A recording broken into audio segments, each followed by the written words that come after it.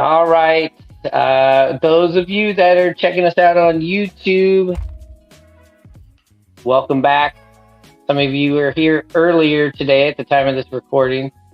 Um, when the news was breaking about Scott Servais being relieved of his duties. I think that's the nice way to say it, Hannah. Uh, that is the biggest news we've heard in a long time here, especially on the podcast, having some shocking news. I know the trade deadline, it was a different kind of feeling when we pop on here, Hannah. Does this come as a surprise to you that it happened? When it happened? Anything surprise you about this? No, not really. Did you get a chance to hear Jerry's press conference? I did. I read the transcript from his press conference. Maybe we'll read some of that here too. Yeah, what was surprising was, I wasn't surprised he was let go. An awful road trip, historic collapse. After being in first place, up by 10 games, to now being in second place, down 5 games.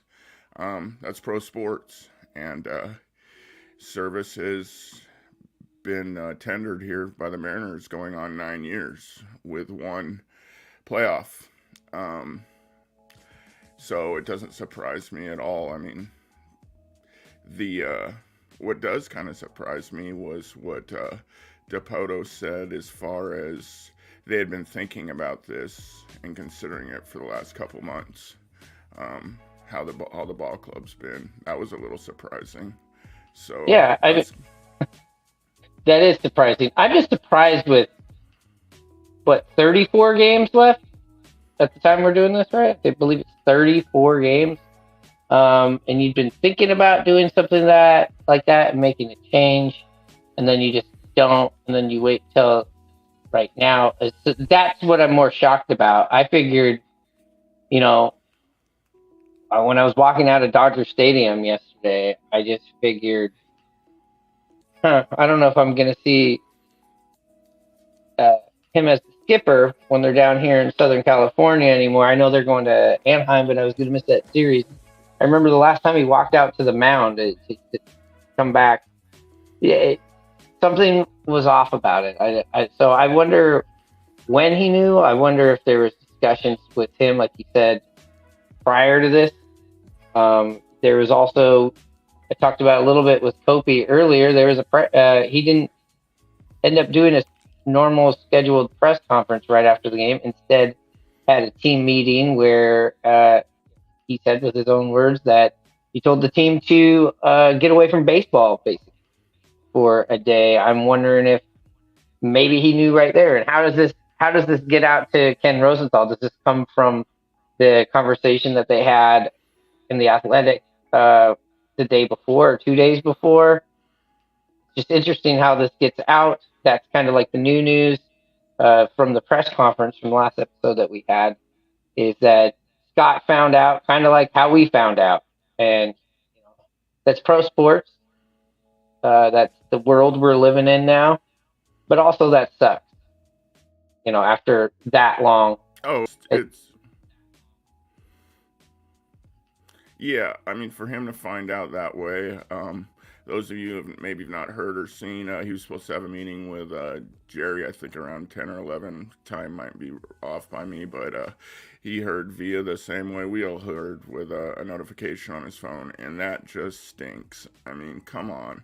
They've been together for so long, working together, even before this 9-year tenure together for the Mariners, and he found out that way. Sure, Jerry was very upset about that, but it doesn't matter. It's so classless that's how it ended up, in my opinion. It's just another blemish from me as far as the way the Mariners do things, unfortunately. Yeah. And I'm pissed off about it, honestly. Yeah, I am too. That sucks. And we're gonna look up all this stuff that we're talking about here. We're just warming up here on this podcast. We're gonna take a look at that. We'll actually pull some stuff up. Earlier today, it was just more of a reaction, and the news was kind of coming in as we were going on. I think the when we started the last episode, part one of this episode, uh, Ryan Divish had just and Adam Jude had finally like clarified that this was happening. The press conference hadn't happened yet. And it was a Zoom press conference. They're going to do the Dan Wilson announcement tomorrow, which makes complete sense. You want to keep those two things separate. But for this episode, we'll get into a little bit of Dan Wilson. Let's talk some Dan Wilson. I mean, here on the episode. Also, Jared DeHart is gone with Scott Servais. To me, I'm surprised that that move didn't happen a long time ago. Kind of seems like I wonder what kind of loyalties him and Servais had to each other, because that would have been kind of, if I'm just sitting at Scott Servais's, you know, hot seat, so to speak, during all of this, I might have just been like, hey man, I got to get rid of this guy because this guy's pulling my job down. And ultimately, it was the hitting. The pitching wasn't the problem. The bullpen wasn't really the problem. You've had injuries there. You've had stability with the starters, as we all know. The defense has come and gone throughout the year, but it hasn't been the big thing. It kind of was annoying earlier on in the season. We've seen it kind of like lately come back with a new group out there, but it's been 98%. That's a fair number. The hitting, maybe 99%. I mean, it's been the hitting. So we saw them get rid of Brown earlier on. They didn't clean house with the rest of the hitting staff, and this still continued. And again, that falls on the organization, right? I mean, that's not really Scott's call. I wonder if Scott pushed for that, or was Scott like, no, let's see this through. That's going to be interesting to find out later on. Yeah, I mean, it's really weird just to find out what the hitting philosophy is, if that was being pushed from upstairs with Jerry and the analytics crew, or some messaging that Scott had. But this year has just been awful. I mean, games are hard to watch. Multiple times you feel like you could be no hit, or you don't get a hit or two until late in the game, or at all throughout the game. They can't score. And especially this last road trip, they were lifeless as a team. You could tell something was up. It was just a tough watch, and I'm sure Scott knew it was coming. You mentioned the press conference today on a Zoom call. I mean, wouldn't it be nice for them to put it on Root, the station they own, so the fans can watch it? I mean, I just don't understand that. It's just yes, and that would have been a great ratings grab for a struggling outfit like Root Sports. Yeah, I mean, last night you talked about, did we see it coming or anything? I watched the post game show. You were at the game, but it was when the Mariners lose, especially lately, the post game show is very quick. I mean, they don't have too many highlights to show. They just try to get through their sponsors and what they owe them, and then they're off. And like you mentioned, they didn't even show Scott's press game or post game with a media scrum last night, and that was the first time that's ever happened. So it's just really weird. I mean, it was reported, Jerry mentioned today, that he had talked with Dan Wilson for a couple days now.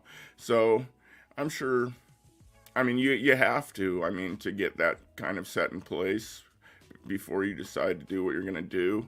So I'm sure Scott knew something was up. I mean, he knew his team was playing awful, and I mean, I'm sure he knew when you lose a 10-game lead like that and you're just falling, digging a deeper and deeper hole, that your days are numbered. Yeah, definitely. So here's what we're going to do. There's a lot to dive into here, Hannah. We'll take some questions and comments and stuff, of course. We'll pull up some of these articles of the things that we're talking about, kind of dig into this timeline a little bit of what's happened today. I'm also going to switch my microphone, so we're taking a little bit quick break. Play you a couple little roll-ins here. In fact, let's start with one from earlier today. Chris Copacino. We'll be right back. I am an unabashed Mariners fan and a team fan, but I think if you want anywhere to really direct your frustration, this is an organizational frustration thing because this organization has been one of the most impotent, feckless, ballless organizations that you can see. There's no go for it. There's no wanting to. There's no risk. There's no putting it out there. There's no go for it and fucking win it at all costs, like really good organizations do.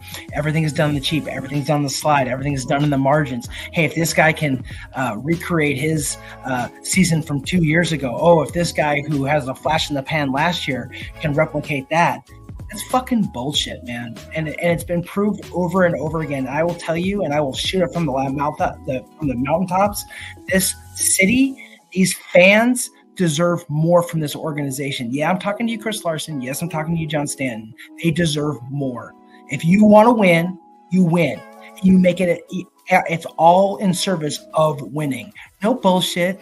No, let's just see what the turnstiles. Let's not see what the walk up is and how many you're packing in there and ripping off dollar bills and profit margin being one of the highest in baseball. No one gives a fucking shit about that. Go and win. Win. Commit to winning. Just win, baby. Yeah, he kind of it kind of echoes what you've always been saying. This is an ownership issue. It's a top to bottom. You also, when we were talking earlier, Hanno said, when people talked about why didn't Jerry get fired too? They do different things here. And I go, and they also want him to be the one to go do the firing. And you're like, yeah, but this is something that came from the top. Yeah, absolutely. I mean, in my opinion, without a doubt, this decision was made by Stanton. I mean, he knows what's going on. He hears the fans, listens to sports radio, I'm sure. I mean, they've been getting torched. But, Dan Wilson's name has always been brought up throughout times. And he wanted to change the narrative. And he still has that nostalgia for that 95 team. Dan Wilson's been a guy that's been around. He's a Mariner Hall of Famer. So, yeah, I mean, I just try to reflect on the day and think about it. And what I always come back to is about 23 months ago now, we were in a very different position, Myron. We were popping bottles, doing a little podcast. Cal Raleigh just put one in the right center field seats. And the M's were off to the playoffs. And it was a good time. Yeah. It's a good time that I barely even remember that night. It was such a good time. Yeah, but for the M's to not pounce on that equity they have and do the things they needed to do, and that gets back to ownership. They didn't go out and do anything that off season. They didn't capitalize on their pitching staff, what they had, and they were young. Now it's 2 years later, and sure, Scott is to blame for this, but yeah, I put this all on the ownership, and then Jerry and his crew deserve it as well. I mean, it's just this ownership, in my opinion, it's not going to change until these guys are gone, and who knows when that'll be. They preach a lot about getting to the World Series and stuff, but I just don't feel that they have that killer winning mentality like some other teams in this city. The Seahawks, when they make moves and talk about things, they talk about the standard and they talk about the fans. It's not acceptable for the fans. And I didn't hear any of that from Jerry today. I heard, yeah, we don't make these changes, and we knew the expectations weren't there for us. We don't do this on the pundits or the fanatics, and just him saying that bugged the hell out of me. It was like, why doesn't the Mariners ever talk about this isn't acceptable for the fans, and this is why we're doing it? Besides, being unsuccessful. I mean, it's so irritating to me how the fans this region has massive Mariner fans, from Washington to Idaho, Montana, Oregon, up to Alaska to Canada, and the way that they're out there and just their messaging, their PR campaign, it's so irritating. And Yeah. I just had to get that off my chest. Hey. Well, here's a little history lesson going back into last week. I don't know if you remember last show. I kind of did this with Kopi on the show earlier that we did, but I mean, the Mariners last week in the midst of this losing streak. This is before we figured out it was on a Friday, so they had gotten swept in Detroit and they were still losing in Pittsburgh. They put out this. So they're in the midst of this losing streak, and the Mariners go, "Our 2025 spring training schedule has arrived. Check out the full slate of games in Arizona." This was their fucking post. They were showing the Cactus League schedule. This was their post. There was nobody in there just to go, I don't know, let's hold off on that one. We didn't even get into these comments. Great series, guys. I genuinely can't take it anymore. Looking forward to it since we won't be making the playoffs. Fire Servais, fire Dipoto. Who the hell cares? Fire Servais already. There needs to be a serious discussion about Scott Servais right now. Lauren Stewart says, Seattle Mariners, you got to love these guys, ... in Peoria. Oh, God.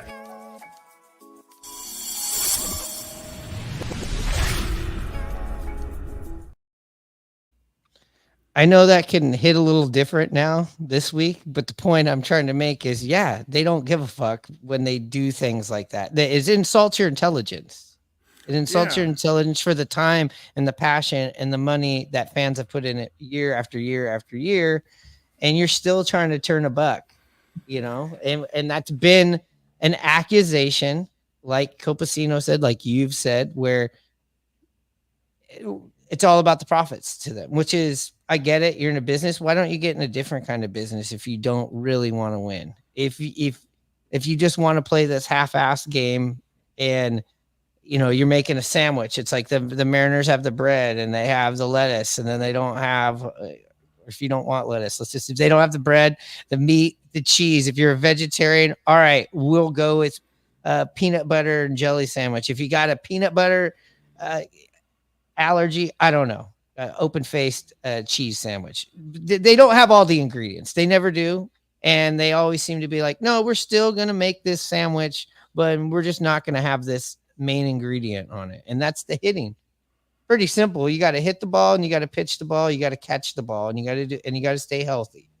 And we've watched this pitching staff be relatively completely healthy, minus Robbie Ray, for the last years, right? And you've done nothing to honestly change your lineup for the better.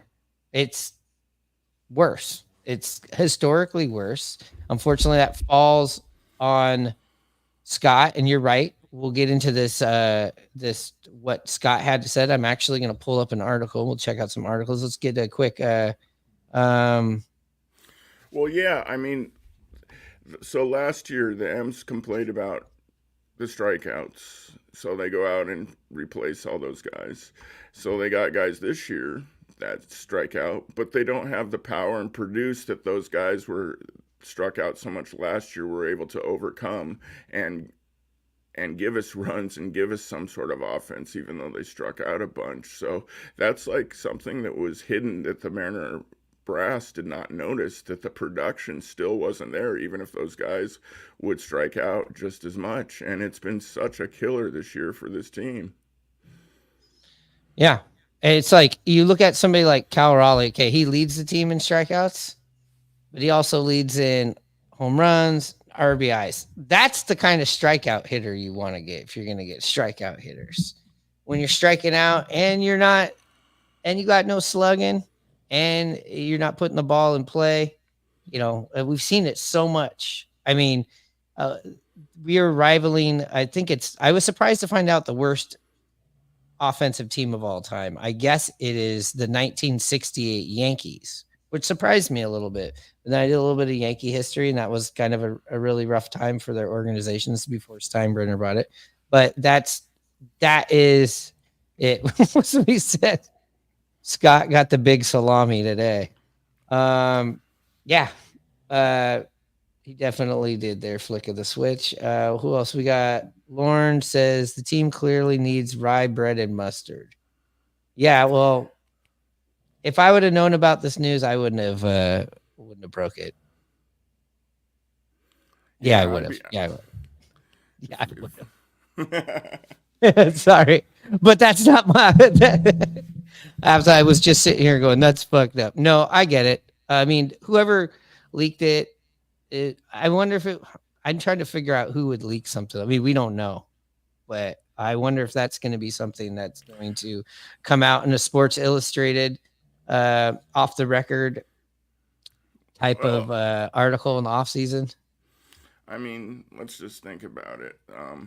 Jerry just did an interview with Ken Rosenthal that came out yesterday.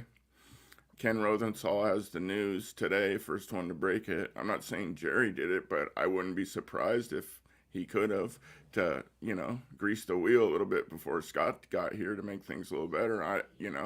It could very well be possible. It just stinks how it went down for him. Yeah, when that guy's lurking around your team, there's nothing but bad news coming. Like I told you I've seen him down on the field. When I was down there, he's a very small guy. Packs a powerful punch with that pen or the keyboard. All right, so let's look at a Seattle Times article here. This is the newest one right now, and it is titled Mariners go into damage control mode. Let me start that over. Mariners go into damage control mode after leak of Scott Servais' firing. So that's kind of like what we wanted to lead with, or what we wanted to get into. I know we're 20 minutes into this bastard, but there's a lot of feelings, lots of opinions, lots of news. I'm sure it's not going to stop for days and days to come. As far as this is basically talking about just going back to Pittsburgh when he woke up on Sunday morning at the Fairmont Pittsburgh Hotel. Scott Servais was out of answers. By then, he figured he's tried everything to jumpstart the Mariners' feeble offense. Then he shuffled the lineup He's shuffled the lineup regularly. He's simplified the game plans. He's benched underperforming veterans. He's held team meetings. He's held individual meetings. He's tried getting angry. He's tried being overly positive. Nothing had been particularly effective with this group of hitters, and virtually nothing went right for the Mariners on this franchise-altering road trip. I agree with all that. And go ahead. I was going to say just a quick comment. Don't you feel like the Mariners always played hard for him, though? I think so. Like, you weren't seeing like what was going on. Remember when Don Wakamatsu was here? They didn't like playing for him. We've seen them even with Hardgrove.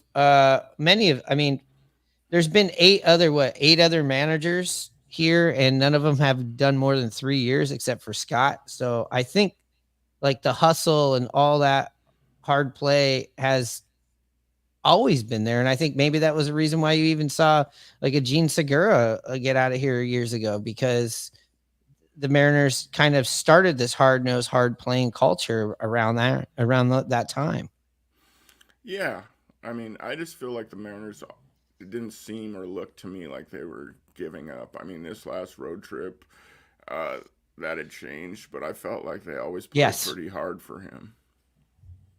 Yeah, I would say here on this road trip, the team that I was watching in LA and knowing what I was looking for, it did look like the team I saw right before the All-Star break in Anaheim, where I was like, the team looks flat. Just like the team I saw the year before one time in Anaheim during a rough stretch where I only seen that energy a few times with this group.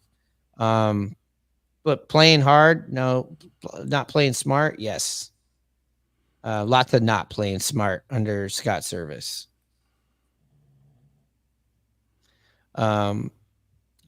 This goes on to say, by Sunday morning, Servais' mentality had shifted.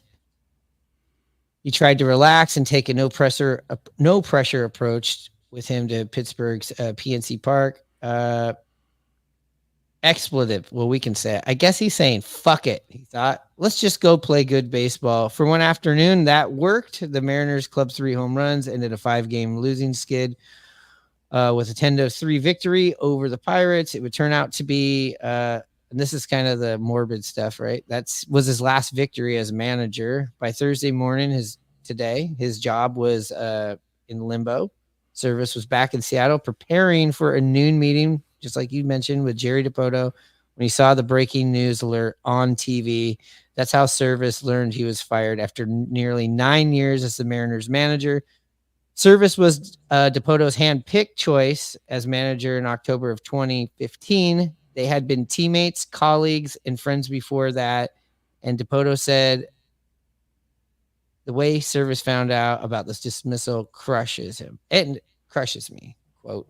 But let's also remember he was the assistant GM for Jerry Dipoto as well. They didn't have that on here. Known Scott for 3 decades, Dipoto said. Scott's been my friend for many, many years, and I can't stress enough how tough this day was for me and tougher for him, frankly, and that's hard for me to put into words.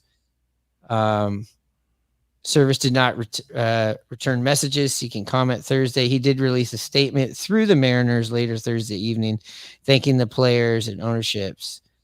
Together, he said, we ended a 21-year postseason drought that just days ago held first place in a fiercely competitive division.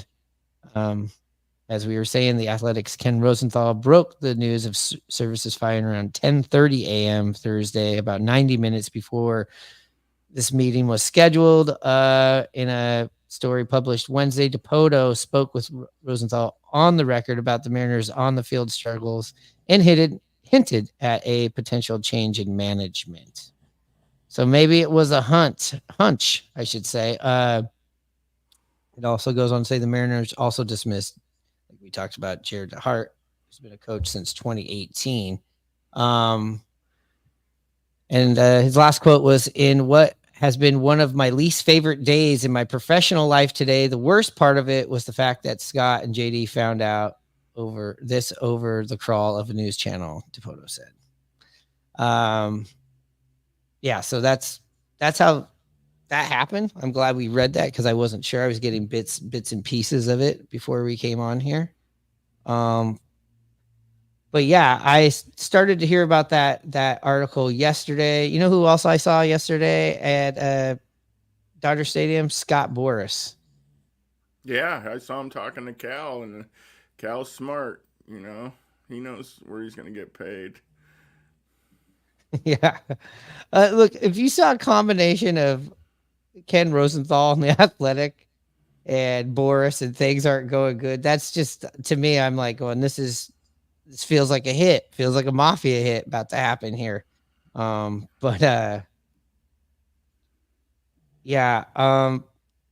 Let's see. We got a comment here. I think Scott has been too much about letting the players be themselves. There needs to be a balance with such a young, diverse team. That's an interesting comment. You want to handle that one, Hannah? I mean, I agree. I agree with that. Maybe that's a little bit more off the field. I'm talking about, especially on the field too. I see the same mistakes of base running, kind of lack of focus, and just the way they're approaching their at bats. I even noticed this last series. Cal gets up there and it was an awful at bat. He takes a couple pitches, and then swings up at one over his head. 3 pitches. How many times have I seen the Mariners go down in 3 pitches this year? It's just awful. Too many. And I'm a huge Cal fan, but it's just like the focus hasn't been there. But the same mistakes of base running and just not crisp, tight baseball. And I mean, what happened? I just don't get it. Yeah, I think there definitely has to be some, of course there has to be all this accountability. And it seems like what we just read there is that he tried these other approaches. He tried getting angry. I don't feel like we saw that because I don't think that's the type of coach he is. He's not going to, and those days are gone where you get into somebody's craw right there at the top of the step in front of everybody. Yeah. Those things don't happen anymore. Do they happen? Probably more like passive aggressively, like not being put in the lineup, maybe putting in not getting your as much BP with the starters and who knows what, little things around the clubhouse. You start stealing your food. I don't know. Some way to get under their skin. But the one thing I did want to take away from there, and let's actually read his statement. I have it right here. That was just an excerpt. It's like, wow, yes, that 10-game lead evaporated. That was enough a month or so ago to probably make a change. They didn't. And if I was Scott, after what had happened at that homestand with the Mariners and Philadelphia, and especially the Mets, you got to be feeling good, feeling a little more comfortable. And then Detroit happens in the middle of that, which was kind of odd. And why I bring up that Detroit thing, which was odd about that was, do you remember Cal Raleigh made some sort of statement where the energy wasn't where it was in the series prior? And so that's kind of like a concerning thing, now that we're, hindsight's 2020, but that is something that was a precursor. But what had happened during that Mets series, especially with Sunday Night Baseball being there, and the signing of the Victor Robles extension, Julio's back. I think we all we're feeling pretty good, and we knew that this road trip was going to be a road trip that you were mentioning when we were going through our projections of what we got to do. You said Mariners got to be 6-3. If they were 6-3, they might have a game or two lead. Instead, they went 1-8. Now you're back 5, and lucky to be back only 5. Yeah, with the way Houston's lost a couple, of late, with the Mariners kicking all of them down in LA, absolutely. Very lucky. I mean, we were kind of teasing, thinking they could have been down about 7 or 8, after the road trip, but luckily, I think it was the Red Sox took a couple from them. Yeah. And I we were talking a little bit about this earlier. Again, some people like to point out, and I agree, Houston has a tougher schedule than us, but they've had a tougher schedule than us for a while, going back to last month. I remember when we had this 10-game lead and we were looking at the schedule, we were talking about it. You're like, wow, the Mariners really could just open this thing up, keep your foot on their throats. You could have made Houston a seller, but you didn't. They didn't get much at the deadline, but they didn't give up anything. People were talking about that team selling off, and you didn't do it. You had your opportunities with Anaheim series. Yeah, you had your opportunity with some really bad teams, and some people are pointing out now that the Mariners we still have some bad teams on the schedule. And it's like, yeah, but I think we've went through most of them. Yeah, I mean, and it doesn't matter, the Mariners, as we know and talked about last time we were on, had that awful homestand series against Anaheim, and then, back-to-back home and road with Detroit, and the record against those is just pitiful. I mean, if Scott was even around 500, he still might have his job, and the M's would be close to Houston right now instead of 5 games out. Yeah, if you played 500, you'd still be 13 or 14 games over 500. I know. And that's hard to do. And with that, we're going to take a quick beer break, as we like to call it here on the Rye Bread, and we're going to come back. Let's actually read his statement, and then let's talk a little bit about Dan Wilson. Let's try to end this thing out positive. We'll get to some more of the messages right after these. We'll be back in a 3-3. The World Series, where a pitch is not just a pitch, it's a World Series pitch. Where a hit is not just a hit, it's a World Series hit. A win is not just a win, it's a World Series win. Now, you've got a chance to win a trip to the 1984 World Series by entering Major League Baseball's Grand Slam sweepstakes at all Major League ballparks and participating retailers. Baseball fever. Catch it. The Supercross this weekend in the Kingdom. The Coors Beer Supercross doubleheader. Get ready, Seattle, this Saturday night at 7:30 and Sunday afternoon at 2. The 1988 AMA Supercross Tour, Motorcycle Mania, on an incredible dirt battleground that treats man and machine the same way. With absolutely no respect. See the best. National champion Jeff Ward, former champion Ricky Johnson. Tickets at all Ticketmaster locations, including the Bond, Tower Records, and Video, and participating Honda dealers. The Coors Beer Supercross. Rye Bread and Mustard, a Mariners podcast. We have the one and only Mr. Tom Hutler. Do you have any of your favorite stories from the Kingdom? There was a time we had an earthquake, and so they were going to evacuate the building. So I was like getting up to go leave, and they go, "No, you can't go. You got to read these safety things." It's like, do we need to tell them that there's smoking's only on the exterior ramps? Yeah. And Dave came shooting past. He signed off. I'm going, wait, I'm the only one here. Listen and subscribe to Rye Bread and Mustard, a Mariners podcast, wherever you get your podcasts. What's your go-to if we just had a big walk-off victory? Everybody's coming out of the stadium charged up. What's your go-to? So I reel them in with some Michael Jackson, and then for Michael Jackson, I get them dancing with each other with Dance With Somebody.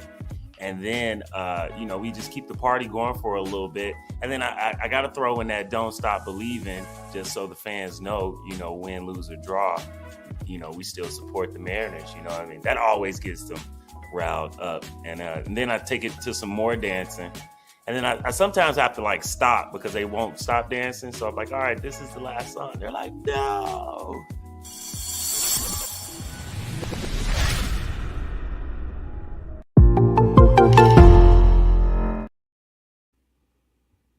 Goddamn Odyssey. Oh, you got your hockey hat on there. I didn't even notice. Have you already transitioning into hockey and football clothes? Yeah, I got my Kraken shirt on and a Blackhawks hat that I just forgot I had, so I thought I'd throw it on. Well, just don't start burning your rye bread gear yet. We still got some games here. So we were talking about that. We got a lot more. I see all the comments. Don't worry, we're gonna get to those questions and outbursts on a couple of these. But we wanted to check out, and you haven't seen in full the Scott Servais' statement. Is that correct, Hanno? Yeah, I haven't. Okay, so I'm breaking this to you right here. So this is the statement that he put out. I read it earlier. So let's do this. He goes, this is Scott Servais' statement.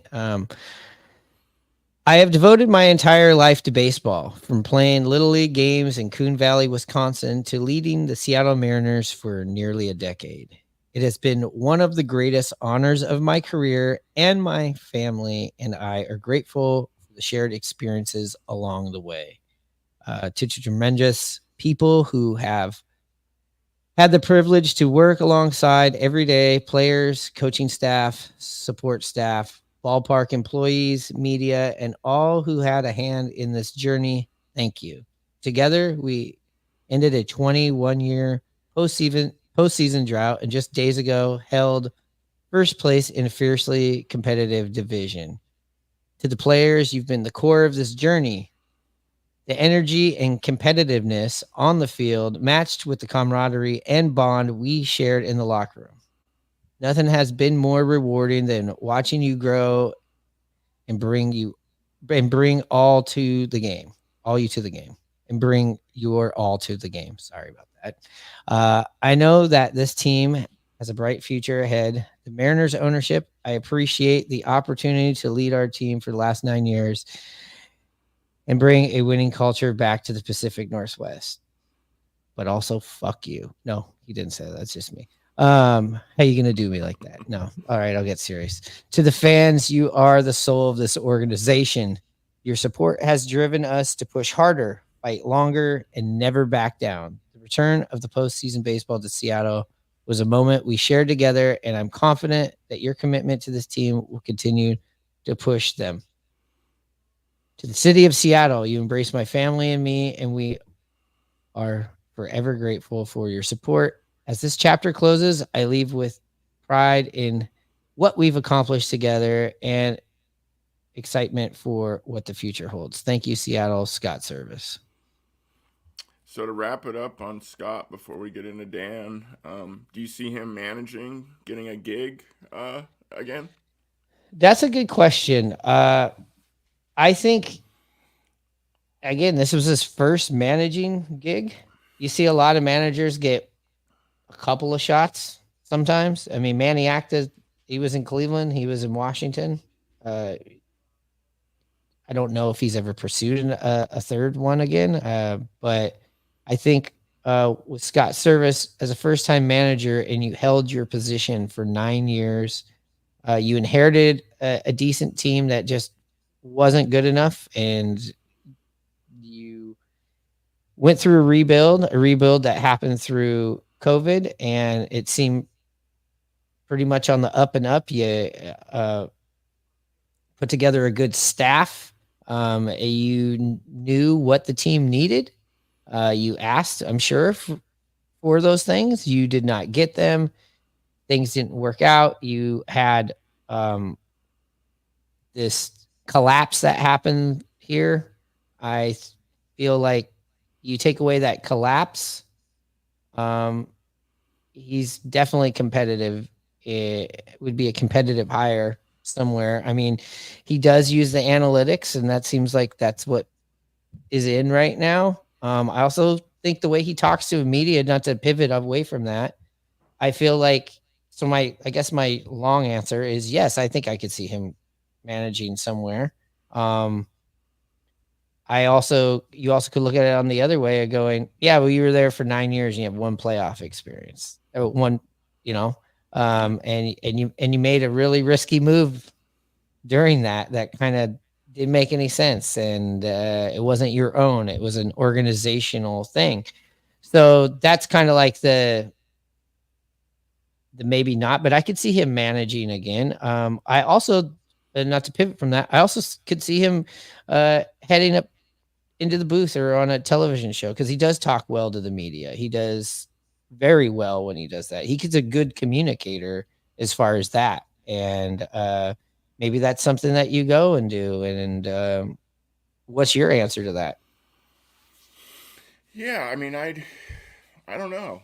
Honestly, I don't know. That's why I asked you. I mean, yeah, I agree with his post-game comments. I thought he was articulate and answered the questions and was respectful. Yeah, he did a good job on camera. You're right. He made that one bad move. You talking about bringing Robbie Ray in that playoff game, correct? Oh, yeah. Yeah, and I mean, he made a lot of kind of questionable moves, and a lot of people felt like his managerial skills were sometimes off, and especially how he handled the bullpen. But it's really hard for us to know, because the way they outline their games and stuff and pre-plan things on if this situation would happen, and if that comes down from the front office, it's just hard to tell anymore. He just never seemed like a guy that veered from that or ever went with his own gut feeling to me. Everything was very predictable. So, but appreciated his time here. It sucks that someone's got to lose their job, but like I just mentioned earlier, it's pro sports, and he needed to go, and there might be more. Yeah, and it is time to move on from Scott, even here on the show, so we can talk about what the hell is happening forward. So let's do some of these questions now, because these comments are pertaining to the Scott Servais thing. Does Stanton, quick answers. Does Stanton know what's going on? Yeah, he was worried that they might not be people might stop going to the games the rest of the year, so he had to change the narrative. Yeah, definitely after the spring training post didn't work out. Here we go. We got Lauren says, Scott got Friday'd. How you gonna get fired on your day off? Seems You like got that me happens stupid. a lot that way in Major League Yeah. Baseball. Yes, I love the movie Friday reference of Craig getting fired on his day off. We got Stack Pack Matt Adventures is back. I think Scott has been too much about. Oh, we read that one. Let's go on to Cal cannot hit the high fastball. Being angry is one thing. Being accountable for being terrible is different. You got to start sending guys down and benching players is the message to be sent. I think he tried that. I think the problem there is when you put somebody on the bench, you're not getting anybody into the lineup that's any better. That's been the problem there for that method, in my opinion. Either produce or you're out. Got it. Who else? No one should be surprised, Scott, if we got fired. 9 years, one lucky playoff year. I don't think it was a lucky playoff year. You take away the 14 gamer. Okay. I agree with this guy. Okay. When I look at Scott, I wouldn't say it's lucky, but that year, those guys overachieved so much. And, these last couple years, I think they have kind of overachieved here and there, and they've underachieved too. He's just kind of a 500 manager, in my opinion. I kind of agree with that statement. We got one. You don't become successful by half-assing it. I agree. We talked about this on the last episode, or I did at the very end. You have to demand excellent, not 54%. Again, if the Mariners were giving you 54% right now, you would be in first place. They're not even hitting the 54%. They're hitting the 50%. Last year we had an episode, Hanno, if you remember, and it was at 100 games, and we were 50-50, and we were just like, "Are you fucking kidding me?" Yeah, and now we're looking at a 64-64. Here's the difference: they still had 62 games to play. It's half of that. It's Mariner mediocrity, and that statement, Jerry, man, about the 54%, they just keep you in there long enough to hopefully make a playoff run, and it stinks. Stats. Here's another one. I think this could have been a PR move by the front office. Sure, I'm sure there's parts of that in it as well. We'll talk a little bit more of that when we get over to the Dan Wilson. Let's see. We got. Yep, I agree. It would have been more rewarding winning a freaking series. I guess that's in. Whoa. Then we got somebody goes. Telling somebody stat packs telling at flick of the switch to just chill. Are we gonna have a bench clearing podcast Hanno here? It looks like these guys are going after each other. Oh man, flick of the switch. Let's see, Matt. I'm not trying to insinuate a fight. I just think it's funny. You need to blame those 9 years on mainly the ownership group. Absolutely. Out of all three, I think Scott should get the least amount of blame, in my opinion. I agree. Seth, let's see here. What if they brought Griffey back in to be the hitting coach? LOL. That would be sick. Oh, they got Edgar. They're bringing in Edgar Martinez. I don't know if that's been official. No, they didn't put that in the statement. No, he wanted to let Dan make his coaching comments during his press conference tomorrow. So they didn't mention anything. All right. Let's see if we got any more. Yeah, we get you, man. I seem negative, but it's because, or Flick of the Switch says, if I seem negative, it's because it's been the same garbage for 40 plus years. I hear you. Welcome to the club. I'm not quite 40 years watching Mariners, but pretty damn close. 38, 39. Yeah. So we're gonna talk a little bit about Dan Wilson now. We'll take just one quick, because I got to plug something in break, and we'll get right in here to the Dan Wilson shit right here on the Rye Bread and Mustard, a Mariners podcast. But the thing that got us kicked out, our host was obsessed with trying to get an interview with Ichiro. That's all he wanted, even if it's a 30-second interview. But the team's like, no, he doesn't really speak English, and it's very limited and it's not going to happen. Somewhere he found out that Ichiro was a fan of pizza, which, I mean, okay. So I show up to meet up with my host, Andy, at the time. And I'm like, okay, we're going to meet up. We're going to go into the locker rooms and do the interviews. And we have our press pass and all that. So getting in was easy. He shows up with a pizza box. And I'm like, what are you doing with the pizza? He's like, I'm gonna bribe Ichiro with a pizza so he talked to us.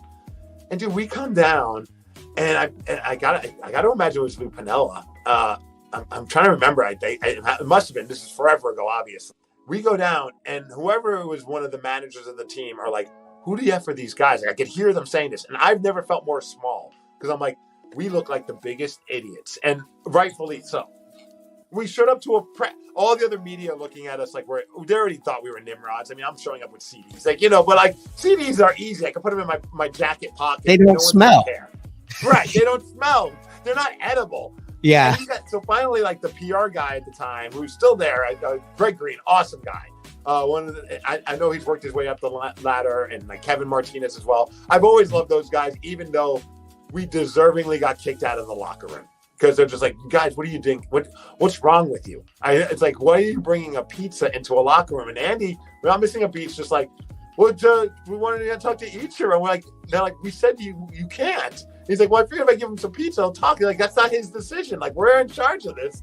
You don't show up with a pizza. It's so stupid. Fast forward 5 minutes later, we've been kicked out. Our credentials have been taken from us, and we're sitting outside of the stadium. And he's just eating the pizza. And I'm looking at him. It's like, I felt like we were like Jay and Silent Bob or some kind of random weird movie. And I'm like, why'd you think that was a good idea? He's like, I don't know. I thought it was a good idea. He's like, do you want a slice? I'm like, well, yeah, of course I want a slice of pizza. I'm hungry. Dude. And we never got access to, and granted, we didn't really try very hard because, I mean, I'm not going back to them and being like, hey, give us another chance. They were always still cool to me. And to this day, like, I have a great relationship with those guys when I see them, but obviously our show, we don't need to have access to a locker room. So I never had to broach that again, but we've done things with the Mariners here at KSW that They don't hold it against me. And also I wasn't the one who brought the pizza, but I was guilt by association. But after that, the relationship with the Mariners ended. They're just like, no, you guys are dorks. Like, no, we're not working with you guys again. I think this group of Mariners would probably have taken the pizza. That's yes. It's a different animal now. But also the funny part about that too is you brought the pizza. And it's like these guys are major leaguers. They have catering. They have everything they possibly would want to eat already. Provided for them. Like I think if Ichiro wants pizza, they'll make him a pizza that's probably better than the Domino's that we brought with us. Like, I got this inside thing. The Mariners don't provide pizza for their players, so we're gonna bring a pizza. I love it.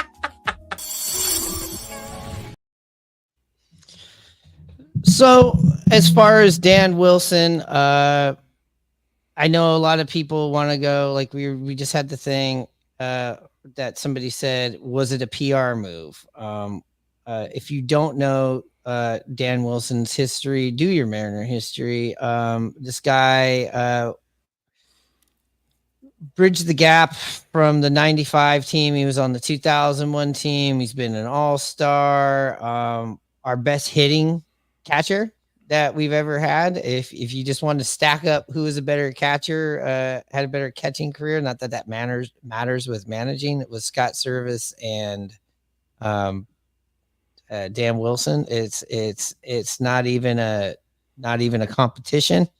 I don't even know why I say that, but just want to say that. And let's not forget, as Jerry DiPoto was saying, Dan Wilson has worked for the Mariners for the last 11 years, doing all sorts of things, and including being up in the booth. But if you ever go down to spring training, you see him down there bright and early in the morning, out there working with the pitchers and especially with the catchers, doing drills, watching the games. Him, Alvin Davis, guys like Franklin Gutierrez, Mike Cameron. They're all in that same group. Edgar Martinez as well, that come in here and help with the Mariners. And Dan Wilson's done that through every level of the Mariners organization. Yeah. Yeah, I mean, he's coming into his managerial debut just like Scott did. He had no prior managerial experience. Correct. So, yeah. Yeah. So with Dan Wilson, what's a trident's up, a trident's up and a trident's down about this move with Dan Wilson? Trident's up. I'll start there first. I think he is going to be a voice that the players respect. He's been around. He's a former player. He's, been through it a little bit sooner than Scott, or retired after Scott, I believe. So I think that's a positive. He has a very good relationship with Cal Raleigh, which I think is a massive positive too. I wouldn't be surprised if they've already talked and gone through some things, and Cal maybe told them what has worked well, what hasn't. So that would be my positive. My negative would be, forks down would be, I'm okay with them. I guess what I should say is they didn't want to, what's the word I'm looking for? They wanted to make him a full-time manager, instead of the intern. Yes. And so I would have liked them, and the reason being, and Jerry gave an answer, and it's a very Jerry answer. He said that, he wanted the guys to know that this is the guy in charge, and this isn't just a tryout, and he's the guy from going now and going forward, and they'll have more respect for him. I understand that, but I would have liked them to just, say, Dan is going to be our manager for the rest of the year, and then at the end of the year, because we don't, it's the wrong time to be looking at candidates.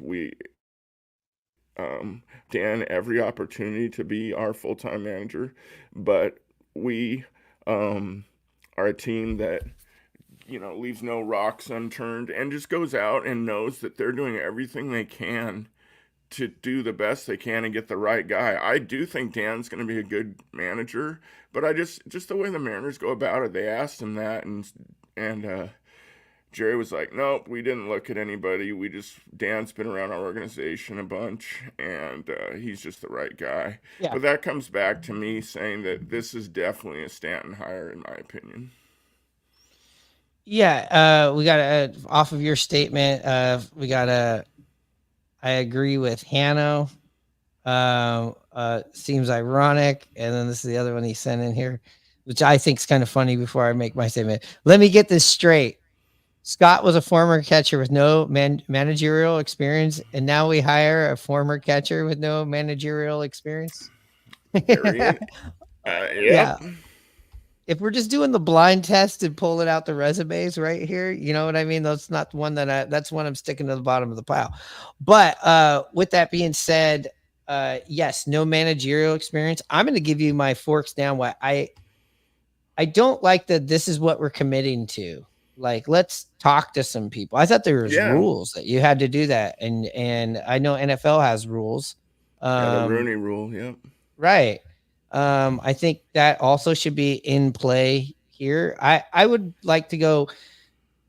And of course he chose his words. He's our manager going forward. I mean, we could go look at that statement again, but I think it's more of like, he's going forward, but if it doesn't work out, then he's out.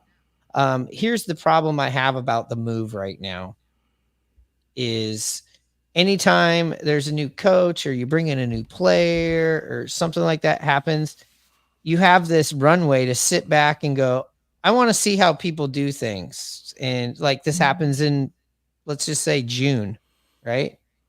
You've gone through quite a bit of the season, but you can go, you know what? I'm going to take 10, 15 games to figure out what's not working with this guy, or you get to see a pitcher twice. Luckily it's not the pitching in this thing where you're going to see at bats, but to overhaul or change something with 6 weeks left in the season, I just feel like that's not feasible. Yeah, I mean, they're just going to hit or they're not. It's not like you're not going to be changing a lot of stuff. Is the messaging going to be different? Yeah, I mean, all these guys that have been around the team, that been through spring training, know Dan Wilson. I'm not sure, what JT knows about Dan Wilson or Victor Robles or Randy Rosarena or any of the newer guys. But so that's got to be a shock to like those guys. Like, okay, I just got traded over here. Now we're switching the manager. We've been through all this. That's got to be like, what the fuck, right? I think Tampa Bay has a better record than us right now. Yeah. I think. But my Triton's up is it's Dan Wilson. You didn't just hire somebody else that was a former Mariner, off the couch, out of the booth. This is somebody that's there working and, like you said, has a relationship with Cal. And he also has a relationship with all of these guys, all of these prospects, the Harry Fords, all the people that you did not want to get rid of for some reason. He has a relationship with them, a working relationship with them. So let's just say this does work out. And I don't think you obviously aren't going to judge Dan Wilson on if the Mariners make the playoffs or not. You just want to see something else. You do want to see him get into some tight games and make a run at this and actually see his in-game managing. Is it going to be like Scott's and the way Jerry and Scott did things where they kind of figure everything out? Or is he going to be a gut guy? You bring Edgar in supposedly. It'd be interesting to see what they do with the coaches after this year. We haven't heard anything about Negron or Manny Acta. It'd be interesting to see if we ever see like a Alvin Davis come up and do first base or something like that. And I hope not. You like just Alvin where he's at. Yeah, I mean, I get the old players, and having them around, but I don't want just a conglomerate of former Mariners on the coaching staff. I mean, I could see a Mike Cameron. I think he would relate to these players, maybe an outfield coach. I don't know if he even wants to do it. But you already got Edgar for the hitting, supposedly. I don't really know where Alvin would fit. Yeah, he's Mr. Mariner. He probably would fit. That was just my opinion. But what gets me is I want to know why Edgar left a few years ago anyway. When he was the hitting coach and decided not to. That's what I believe it was just I think it was more of a life choice, just not wanting to travel and do things like that. And you still see him come out and do things in the cage, but it would always be in Seattle. It would seem like. Yeah, it makes sense. I'd have to go pull something up, but I've thought that was the reasoning. Yeah, I bet you're right. I'm interested to see. I mean, this could be for Edgar just a 30 game gig to the end of the season to help out Dan too. Who knows? Or see where it leads to. Yeah, and it seemed like the last group that he worked with definitely took what he said and put it into practice. You even heard last year Josh Rojas when he came over to the Mariners. Edgar was one of the guys that was working with him. And for up until recently, Josh Rojas has swung a good bat as a Mariner compared to what we thought we were getting with him. So that's interesting. I mean, after thinking about it, I sound kind of hard on Alvin. I just want to get a few new. If they do change, I would see some new voices. That's one thing I'm concerned about with Dan coming in here. I think he's a really confident man, just from watching him play all those years and just kind of seeing him on the broadcast, where if he is getting these things from the front office or this way of going and controlling the game, I think he would speak up for himself. I listened to a few interviews, Booney, Nelson, and what was the other guy? I don't know, but they all were gushing about they think this is a great hire for the Mariners and Dan's going to do a phenomenal job. So it's easy to root for him. Those are all the guys that they went to war with. Those are also guys maybe that are like, you know what, maybe I can want to, you got a job for me. I know Nelson, what he does, he works in the booth for the Yanks. Booney's doing his thing, but somebody here goes, I want Buhner somewhere in the clubhouse. I agree. Just have him hanging around.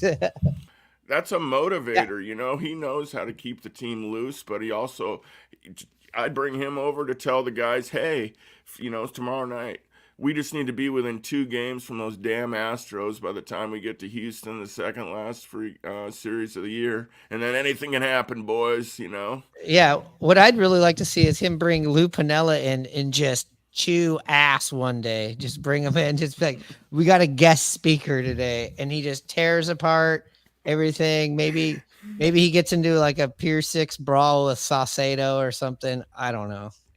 Yeah, these players are young. They might go, is that the guy from that Stag Shag housing? Yeah.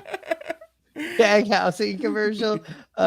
We got here. Let's see. God damn. We got. Oh, they're flying in again. Yes, bring Lou. We got. I like this. We got Buhner somewhere. A-Rod coming back to manage if we get a new GM. No, it's never happening. Let's see. They're gonna. Oh, this is talking about Cal. 10-year, $250 million contract. Let's see. Some other. They better hold on to Harry Ford because Cal. They better hold on to Harry Ford because I doubt Cal is re-upping with the M's. I mean, that's a whole nother big topic. Yeah, it's interesting. And you got these 2 catchers that are kind of always on everybody's minds. Like, what are we doing with 2 catchers? Why don't we trade Ford? Well, we don't know if we're going to get Cal to re-sign. Now you got a catcher manager, a Mariner legend, Hall of Fame catcher here. So that's going to be a quite a dynamic. And just again, if you don't know Dan Wilson for his playing days and you're new to the Mariners, he caught 1,281 games with the Mariners between 94 and 2005. He was brought over, correct, from the Cincinnati Reds. Lou Piniella brought him over, and he was a mainstay behind the plate. He has 88 home runs, which is second among all catchers. I think that's going to be passed pretty soon. That's how Cal should welcome him, is hit 3 home runs here in his first game because he's 2 home runs behind Dan Wilson. So he needs 3 home runs and he passes Dan Wilson. Zunino holds the club record with 95. We got to fix that. Absolutely. I mean, maybe you were just talking earlier when you said Dan was the best Mariner offensive catcher that we've ever had. I would say he's the best catcher we've ever had. Okay, I agree. Right? Defensively, offensively, he's just like Cal. He handled Randy Johnson and his antics, Bosio, all those kind of guys. Or maybe not Bosio. Excuse me. I mean, he had a 262 career batting average. That's like hitting 300 nowadays. And 995 fielding percentage, which was at the time the highest for any catcher in AL history. He threw out 56 base runners in 1997 alone. So again, catchers usually tend to make good managers. I'm excited to get past the Scott Servais thing. I just think they kind of did him a little dirty the way it happened with not letting him know, but other people are speculating he knew what was coming. Sure, but still. It's just like a relationship. You don't want to find out somebody's moving on and you've been dumped, through social media. I'd rather be told. Trust me, I've been there. So I get it. But here's the good news. Scott Servais gets to go do what he wants to do, and he's still getting paid. So that's a guaranteed contract. I definitely going to hold a spot in our Mariners' hearts. I mean, he's the second longest tenured Mariner manager, the second most successful. He had an over 500 record overall. And managed us back into the playoffs, but it's definitely just a time for a change for sure. I thought I was pretty shocked that it happened right now. And if this was something they were milling over months ago, why didn't it already happen? So that's kind of where I'm at with it. So I'm with you. Would you have then, since it's so late, would you have just rather or preferred them to just wait to the end of the season? Yeah, and I hope I come back to this and go, no, you were wrong. This all worked out perfectly. Am I excited that there's some sort of change? Is that if that means a philosophy change of the way that you're hitting and a philosophy way of what we're going to see at the plate going forward the rest of this year, I'm on board. Oh yeah. Why couldn't that happen with Scott Servais still as your manager? Do I trust Scott Servais more as an in-game manager than Dan Wilson right now? Sure, because he's managed 9 years of baseball games. We don't know what Dan Wilson's going to be like. And as far as what Edgar can do right now, I mean, I don't know. Probably simplify it. I think that's maybe what he's probably going to do. Yeah, and talk to them about approach, I would think, being a little bit more aggressive early on in the count, It seems like, I don't know, that's what we've heard, that the Mariners tried to work the counts to get the starting pitcher out, and I just don't see that aspect of getting behind in the count and then having a fight, when you could jump on something early, but we don't know. We'll never know, but I think the approach, yeah, and some tweaks here and there. I mean, Edgar's one of the best, and Dan, I think he's been ready for this for a while, though. I mean, the way he's worked with a group, but being in the booth listening to him, I mean, he's playing the game in his head, and I really enjoyed listening to him and Blow banter back and forth about situations and stuff. Yeah. And I do hear you. You can't just always be like, bring everybody back in here. I mean, we watch the Seahawks do that kind of stuff. But here's what's interesting. You have 3 coaches, head coaches, managers, whatever you want to call them. I think it's in the last 225 days. Kraken coach, Pete Carroll, and Scott Servais. So yeah, our big 3 sports here. Wow, yeah. And I just wanted to point something out. When I was looking at Seattle sports, they have a thing that says 710. Let's take a new look at a look at the new manager, Dan Wilson. And so they put a picture of, you could pick a million pictures of him, right? That you could find from over the years.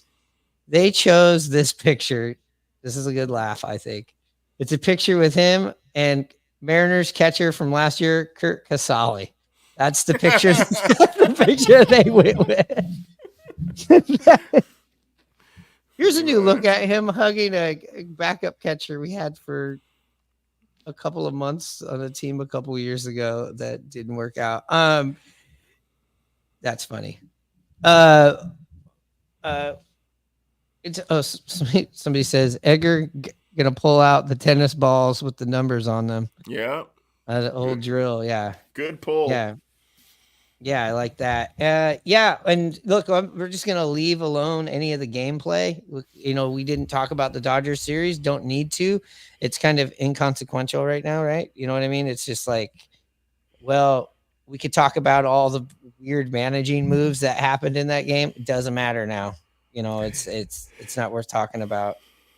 Yeah, I totally agree. And real quickly, things I'm looking forward to this series with San Francisco. Obviously, seeing Dan make his debut, seeing how he handles things, seeing Blake Snell make his return to Seattle and pitch on Saturday. As we know, he really went out of his way to try to become a Mariner, it seemed like, this last offseason, and he mentioned that the Mariners never gave him a call, so it'll be interesting. And side note for me, wondering if he's going to try to stick it to him. And I don't know, do we see Robbie Ray in this series? Is he on? Is his turn coming up? So that's kind of what I'm looking forward to, the Giants. Yeah, my whole thing on the whole Blake Snell thing, when that story came out that they didn't even talk to him, I really don't care. It was a need that we didn't either. No, I just wanted to say that because I've seen people online go, typical Mariners. And it's like, no, if they never gave, if I got a story that they didn't even try anything on Ohtani or somebody else, those are the kinds of things that get me, Marcus Semien in the past. Oh yeah, Yeah. for sure. But I mean, I was thinking of more an aspect to fire him up, kind of the Jordan Yeah. thing. Oh, for Always sure. put a chip on yourself. But yeah, I agree. But And I just throw my hands up as a Mariner fan. We ain't got no money and we ain't got no use. Sorry, brother. yeah, that just comes back though. I totally understand what you're saying, but it's like the Seahawks. They always felt like they're trying to look at everybody to get better, if it made sense. They're in on everybody, and I just wish the Mariners were all in. And they're not, so it's frustrating. The matchup that they don't have the pitching matchups for the Mariners out there, but if you are just talking about the Giants, I'm really interested. Out of all of them, you got Birdsong on Friday. That's not the one I'm interested in. That's a guy that you should be able to get into. He's got an ERA over 5. You'd hope. Snell on Saturday, but here we go. Sunday, Robbie Ray on the hill for San Francisco Giants. Now there's somebody that's gonna have a chip on his shoulder. Yeah, I agree for sure. Yeah, him against Haniger. That's the big matchup. Yeah, that'll settle the trade right there. Oh man. What if San Francisco brought him in to close one of the games? Then that would be fun. I hope they make it. Mariners. Yeah, I hope they make him a thank you package video like they do for everybody and just end on that one. Oh wow, you're cold-blooded. Here we go. A couple of these we got here. We'll go a little longer because we know this is a historic day, right? Michael says, I'm excited for Dan Wilson. I think he will do really good. There you go. That's the kind of positivity we need. And yeah, I did want to say what did I have right here? It had to do with Scott Servais. God, I forgot something. It was something nice to say about Scott Servais. Gosh, I wish I could remember. You got anything for this upcoming series besides that? What are you looking for? No, just that stuff. Yeah. Well, we'll be back Sunday to talk about baseball again. Looking forward to. I mean, they need series wins now. I don't think you can lose any series. Pretty much, you got to win. You got to keep 2 of 3, 2 of 3, 2 of 3, 2 of 3.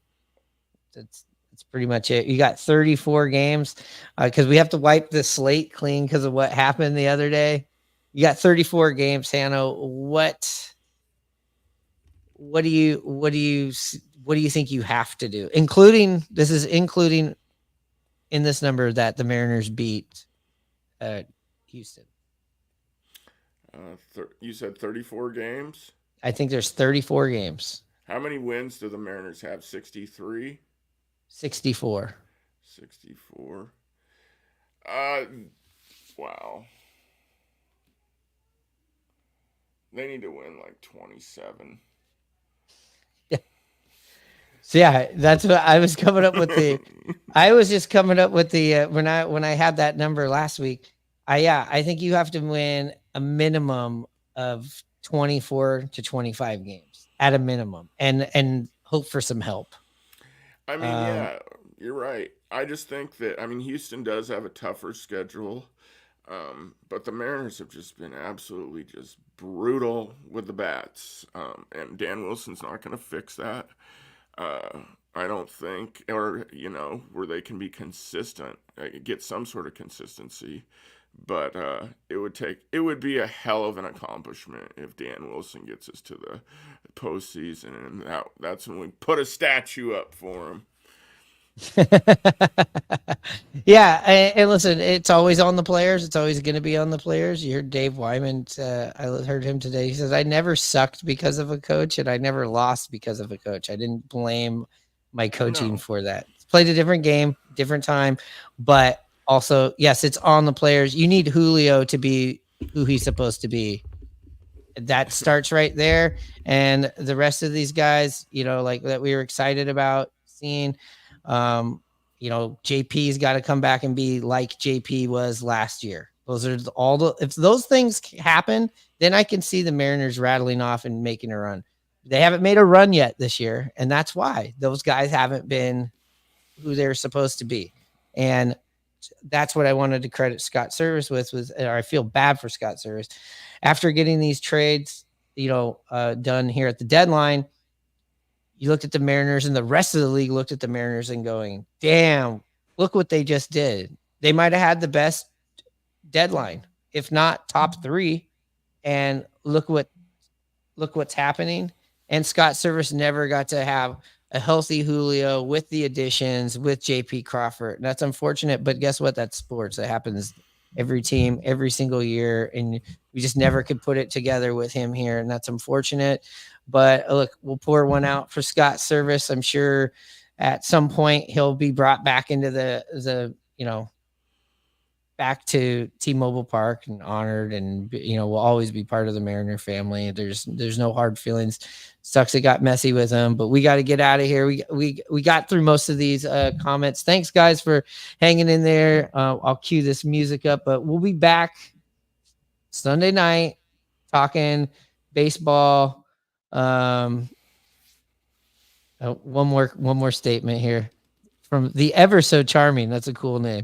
Scott was treated so badly. Good God. But 26-8 stat pack Matt Adventure says 26-8 is the thing. I like that. 27 games. 26 wins will get you 90. So that'll be nice. You want 91. Anyways, thanks for liking, subscribing, and all that shit. If you're watching this and you're not subscribed, hit us with that pound. Also hit us up on Instagram, Twitter. We're over on TikTok, I believe, as well. And again, here at YouTube. Or if you're checking this out on the podcast, you got a little extra today to go through, but a lot has happened. At least we're not sitting here talking about stats, right? Because that would be depressing, and I literally have zero to say about that. There's zero positivity about what I saw at Chavez Ravine this week, except for this. I forgot. It's the only time we gotta do it, and we'll end here, Hannah, with me of the unboxing of the Teoscar Hernandez bobble. Here's a Teo. Okay, boom, boom, boom. Let me hear say Teo. Look, almost. As you can see right here, no bat in his hands. You have to put the bat and the ball come as a separate piece, and then you put it in here. They should have had an alternate version of him chasing a slider in the dirt, but that's exactly what I was going to say. I thought he lost a bat chasing a slider into the stands. But this one just looks like a big, I don't know. He's kind of missing the sweet spot here just a little bit, but definitely wouldn't get out of T-Mobile Park. Let's just say that. Anyways, Teoscar bobblehead. We'll put him back here. All right, Hanno. I'm for real this time. We're done. We'll see you on Sunday. Hanno, you know what time it is.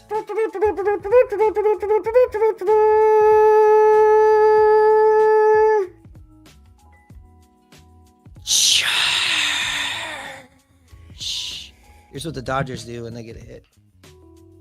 Yeah, that was annoying.